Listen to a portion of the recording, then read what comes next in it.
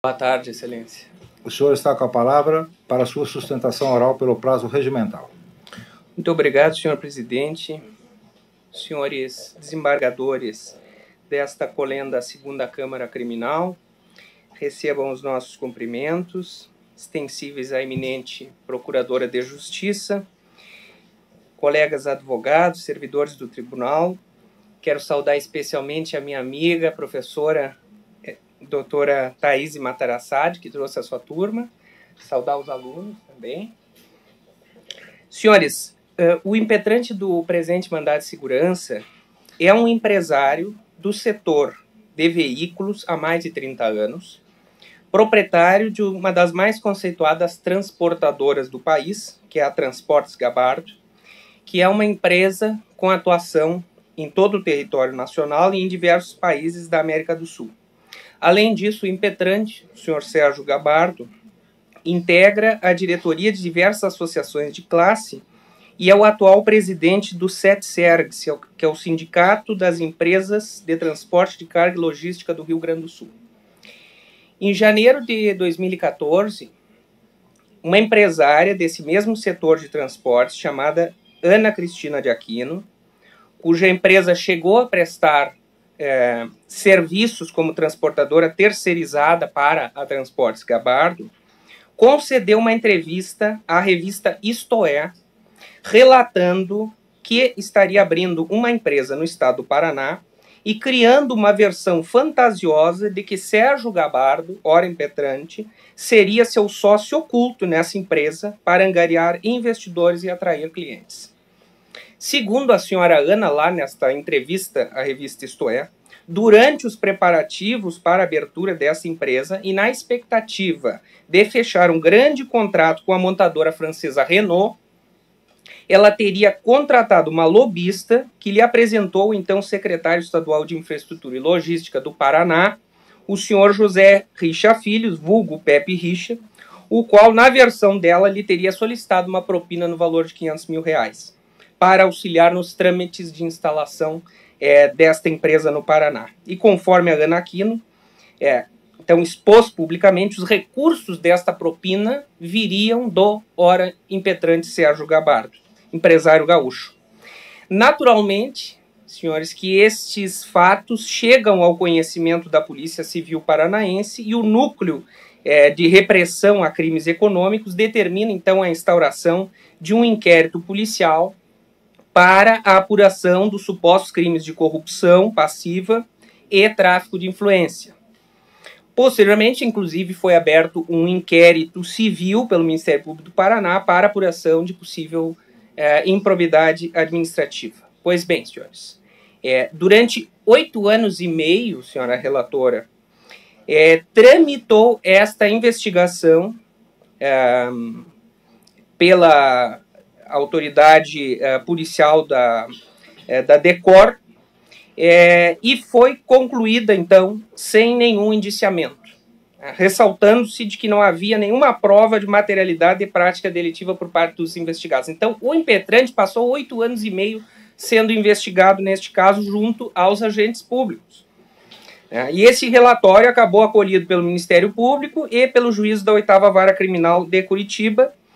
que determinou, então, o seu definitivo arquivamento. Sucede, senhores, que Ana Aquino foi reiteradas vezes chamada a depor neste inquérito policial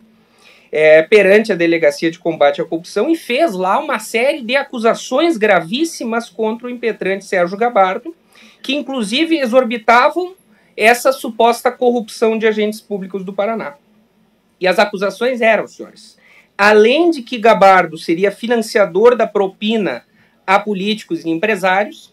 ela acusa que Sérgio Gabardo teria criado a empresa Argelog no Paraná em nome dela, Ana, para enganar esta empresa Renault, que não aceitaria firmar um contrato com a empresa dele. Ela alega também que Sérgio a teria coagido a ir até Porto Alegre mediante pagamento e assinar um falso acordo a fim de desistir da ação que Ana teria moveu contra Gabardo para responsabilizá-lo por dívidas da empresa. E alega também, nesses depoimentos que prestou no inquérito policial, que Sérgio Gabardo teria forjado o sequestro do próprio filho no Rio Grande do Sul, sequestro esse que terminou dando errado e que resultou na morte do filho do impetrante Sérgio Gabardo, fato que nunca foi desvendado pela Polícia Gaúcha. E ela o faz a fim de responsabilizar, diz que isso foi criado por Sérgio Gabardo a fim de responsabilizar a concorrência por este sequestro. E que Sérgio teria proposto sequestrar o filho dela, Ana Aquino, para chamar a atenção da imprensa e divulgar isso em rede nacional, para trazer, então, atenção às disputas desse mercado. Então, o propósito da empresária Ana Aquino, ao fazer estas acusações tão graves, evidentemente era, e continua sendo, porque ela segue prestando depoimentos falsos em diversos processos e diversas investigações que estão em curso, de que Sérgio Gabardo fosse investigado e processado por esses crimes que ela denuncia e que não tinha mínima evidência. A questão aqui, senhores, é que estas acusações se inserem também, é preciso que se entenda, num contexto bem mais amplo e complexo de uma disputa de mercado, na qual a senhora Ana Aquino, foi e é apenas uma das peças, obviamente cooptada mediante benefícios econômicos, utilizadas por empresas concorrentes da Transportes Gabardo para tentar prejudicar a transportadora e fazer com que perca as concorrências com as empresas, as montadoras, dadas as atuais exigências de compliance dessas companhias multinacionais.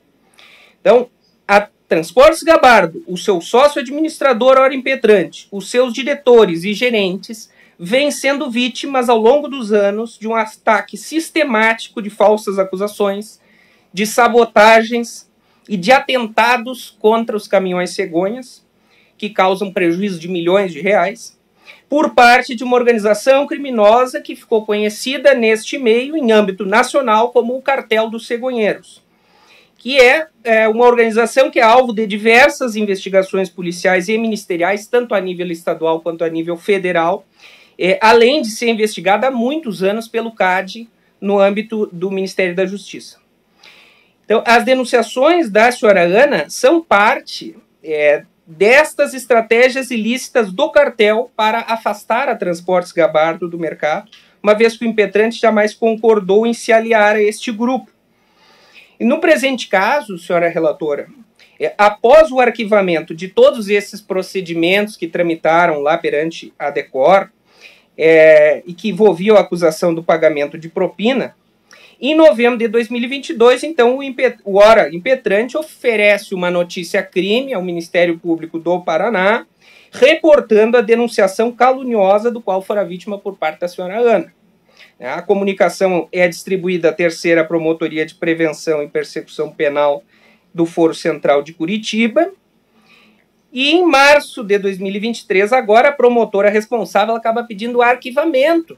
O arquivamento, entendendo pela atipicidade dos fatos, que acaba acolhido pelo magistrado da 8ª Vara Criminal de Curitiba. Então, o que faz o impetrante? Formulou um pedido de que o feito fosse remetido ao Procurador-Geral de Justiça para uma reanálise nos termos do artigo 28 do Código de Processo Penal, porque entendia que as razões invocadas pelo Ministério Público para arquivamento eram improcedentes, mas este feito não foi acolhido em primeiro grau, que é a razão do presente mandado de segurança. Então, o que se sustenta na presente impetração, senhores, é que o impetrante, como vítima do delito de denunciação caluniosa, tem um direito líquido e certo de ver o caso investigado e de que, se for o caso, a denunciada venha a ser responsabilizada. Tá? O arquivamento da notícia-crime, entende-se aqui, se sustenta nesse mandado de segurança, que foi ilegal, porque, salvo o melhor juízo, estão plenamente demonstradas as elementares típicas do crime de denunciação caluniosa.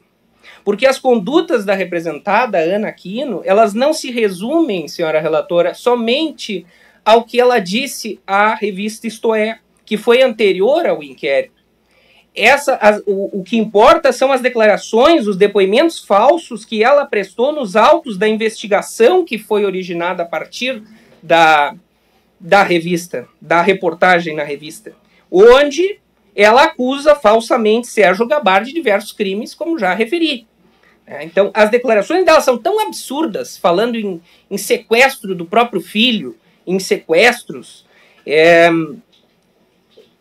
que fica absolutamente evidente que o dolo de que Gabardo fosse investigado por essas condutas. O contrário, ela não faria perante uma autoridade policial. Portanto, o objetivo inequívoco era ludibriar as autoridades públicas e, via de consequência, a própria administração da justiça, dando causa à instauração de investigação contra quem ela sabia ser inocente. E não se trata aqui, então, de meros crimes contra a honra, mas de declarações feitas perante a autoridade policial e que precisam ser investigadas. No mínimo, nós estamos aqui diante de uma tentativa de denunciação, o que é admissível pela jurisprudência, no mínimo, e que já ensejaria uma necessidade de investigação por parte do Ministério Público, que foi o que a vítima, a hora impetrante, pleiteou e segue pleiteando. Então, todo esse movimento que envolveu a Polícia Civil paranaense aparenta não ter passado, na realidade, de uma farsa para tentar incriminar o ora impetrante junto a outras pessoas com a finalidade última de prejudicar os seus negócios. Não se está aqui, senhora relatora, pedindo que ela seja condenada. O que se pede é que os fatos sejam investigados por quem de direito, para que, se for o caso, haja uma responsabilização e cessem novos crimes que seguem ocorrendo diuturnamente. Então, sustenta-se que as razões da douta promotora, com a máxima vênia, são improcedentes porque os fatos, em tese, são típicos, razão pela qual, nos termos do artigo 28 do Código de Processo Penal, com a redação ainda vigente, requer-se a concessão da segurança para que o feito seja remetido ao Procurador-Geral para reanálise. É tudo que se pede, que o Procurador-Geral possa reapreciar. E, subsidiariamente, o que se pleiteia aqui, independente do convencimento ou não acerca dessas razões utilizadas para o fundamento do arquivamento, que seja reconhecido que, ao editar a Lei 13.964 de 2019, que é a chamada Lei Anticrime, o legislador deu uma nova redação ao caput do artigo 28 e inseriu um parágrafo 1º no artigo 28 do Código de Processo Penal, que permite à vítima recorrer à instância revisora do órgão ministerial, independentemente do convencimento ou não do magistrado. Ocorre que esse dispositivo não está sendo aplicado em função da medida liminar do STF, na ADI 6305, como Vossa Excelência bem sabe, cujo julgamento acaba de ser adiado mais uma vez, porque envolve o juiz das garantias, e, portanto, há mais de 3 anos sem julgamento. Então, caso não acolhido o primeiro argumento, o que se requer aqui, senhores, é a concessão da ordem para, no caso concreto, superar a medida suspensiva de validade desse dispositivo, do parágrafo 1º do artigo 28, em função da mora do Poder Judiciário, e reconhecer o direito de recurso da vítima contra o arquivamento, possibilitando a remessa dos autos à instância revisional. Muito obrigado. Muito obrigado, doutor Carlos, pela sua sustentação oral. Eu passo a palavra à eminente relatora, desembargadora Priscila Plachassá, para o seu voto.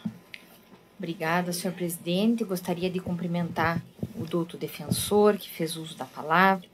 dizer que tive a oportunidade de receber e analisar os memoriais que Vossa Excelência e alguém da sua equipe deixou em meu gabinete,